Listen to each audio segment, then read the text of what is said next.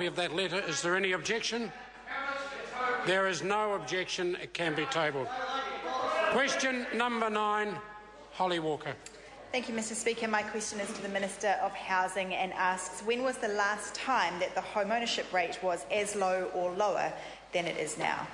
Mr Speaker. Honourable Dr Nick Smith. Mr Speaker, the long-term history of home ownership rates is that they improved during the 50s, the 60s and 70s, and that the decline began in the mid-1980s. The home ownership rate is currently at the lowest point since the 1950s, and that is why this government is putting so much work into freeing up land supply, reducing infrastructure costs, getting greater competition in the building materials market and reducing compliance costs, as well as the new programs that we've announced in respect of Welcome Home Loans and the KiwiSaver First Home Deposit Subsidy Scheme that we have expanded. Supplementary question. Supplementary question, Holly Walker. Thank you, Mr Speaker. Does he agree that the reason home ownership rates were so high in the past was that families had access to low-interest mortgages through state advances, and that it was the end of this policy and the rapid rise in house prices that have made home ownership an unaffordable dream for many young families? Mr Speaker. Honourable Dr Nick Smith. The part that I would agree with the member is that if you look at those long-term trends on home ownership went down in periods where interest rates were high and went up in periods where interest rates were low. And so the periods where home ownership rates deteriorated the most was between 1984 and 1990, when interest rates went over 20%, and they sharply declined last decade when the previous government had very high interest rates, and that is why this government puts huge importance on keeping interest rates low for longer. Supplementary question. Supplementary question, Holly Walker. Thank you, Mr Speaker. Well, given that answer, what realistic hope does a young family on a modest income have of owning their own home in 2014 when, under his government, house prices have surged 26% and 50% in Auckland, new LVR restrictions have made it impossible for many to get mortgages, and now interest rates are rising? Speaker. Honourable Dr Nick Smith. Mr Speaker, it is true that interest rates have increased by 0.25% last week, above 40-year lows. And all of the data shows that the sort of big spending, big borrowing policies that party that the member represents advocates would push interest rates up higher, as well as their restrictive land policies that would make home ownership harder.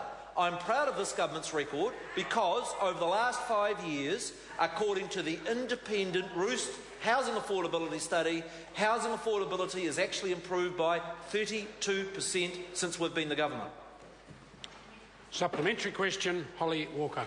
Thank you, Mr Speaker. Would a rent-to-own policy for government-built homes make it easier for young families to own their own home? And if so, will he support such a plan to stabilise house prices and give families an affordable pathway to home ownership once again? Mr Speaker. Honourable Dr Nick Smith. Mr Speaker, this government is supporting some well-finessed rent-to-buy schemes, and I give the example in South Auckland, where we've partnered with community housing organisations to do such. But the idea that if the government embarks on a massive state housing building program and that somehow it can do it more efficiently than the private sector is dreamer country, and we know from the record of other countries that have gone down that path is it involves massive government spending, tens of billions of dollars, and that spending of tens of billions of dollars is exactly what will drive interest rates up and make home ownership further from the reach of average Kiwi families.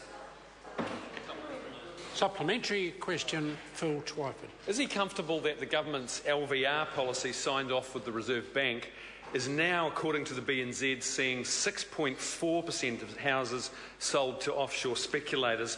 And how does he think ordinary Kiwi first home buyers facing a 20% minimum deposit and interest rates heading north of 8% will be able to compete with cashed-up overseas buyers?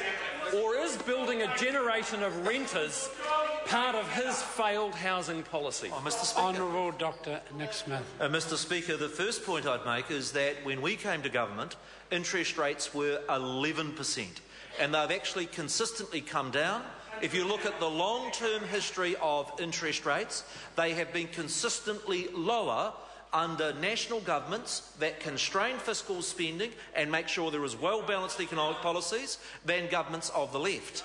In respect of house build rates, I would point out that in the Productivity Commission study, there was not any mention in improving housing affordability that foreign buyers played any significant part. I'd point to the fact that across the Tasman in Australia, housing affordability has deteriorated by greater, despite such restrictions, showing that such restrictions are just political mirrors and will make no real difference to housing affordability. Question number 10, Honourable David Parker. Thank you, Mr Speaker. My question is to the Minister of Finance. Does he agree with the forest industry that government